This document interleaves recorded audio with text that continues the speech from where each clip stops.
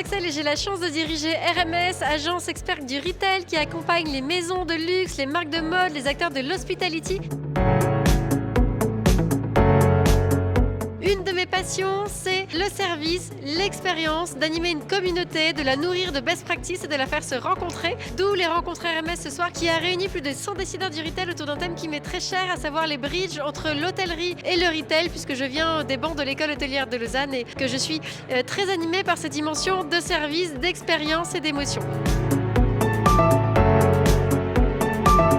Alors comment on transpose les codes de l'hôtellerie premium dans une autre culture comme un cinéma? Et de façon très simple en fait. On essaye d'importer des codes de l'hôtellerie et qu'on essaye de mettre dans un lieu qui reçoit du public, comme un hôtel, de façon très naturelle. En fait, on veut prolonger l'expérience client et ce bien-être dans tous les domaines du parcours de l'hospitalité. Et aller vraiment à la rencontre de votre besoin. Nous, on a le pré-arrival de nos clients et on va apprendre les besoins qu'ils ont avant qu'ils viennent dans l'établissement. Et je pense que c'est quelque chose qu'on peut faire dès l'arrivée en boutique dans du retail. Faire en sorte qu'ils s'adaptent aussi à la personne qu'ils ont en face d'eux, que ce soit du body language, que ce soit de la communication verbale, non verbale globalement, et un petit peu dépasser les standards qu'on a en général dans l'hôtellerie pour pouvoir faire en sorte que ces lieux qui sont des lieux de vie deviennent des lieux de rendez-vous. Moi j'ai pour habitude de dire que le commerce c'est le commerce et que le retail ou l'hospitalité, notre métier c'est aimer faire plaisir. On essaie de réfléchir de façon très logique à ce qu'un client pourrait attendre dans un lieu où il vient vivre une expérience. Et d'accompagner ce client dans la sélection et éviter d'avoir trop d'options. Et cette sélection, elle est très appréciée. Je pense que le retail peut apprendre ça de nous. Le pont qu'on crée,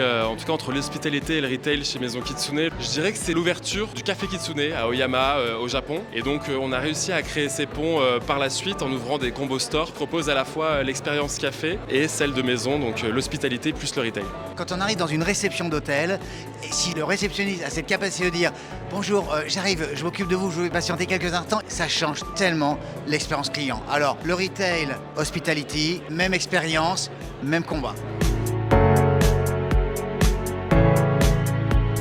C'est la première fois que je participe aux rencontres RMS. C'est un véritable plaisir de pouvoir prendre la parole et de présenter le Hoxton et les valeurs communes qu'on rencontre. Merci Axel et RMS de cette thématique retail et hospitality, parce que nous, l'hospitality, ce sont des leads et une transformation assez évidente ensuite vers la marque. Le groupe Pathé travaille avec RMS depuis longtemps. Il y a une forme d'historique entre RMS et Pathé. Puis quand on a parlé vraiment de la thématique de la 43e rencontre, ça me semblait tout à fait normal de le faire. Ce que j'espère que les participants retiendront de cette soirée, c'est avant tout l'importance des soft skills, d'être soi-même, d'être dans une démarche sincère, authentique, qui va toucher l'autre personne. Donc il vaut mieux avoir moins de partenariats, mais des partenariats qui fonctionnent parce qu'on est aligné en termes de philosophie, qu'on a envie d'avancer avec la personne qui est en face de nous.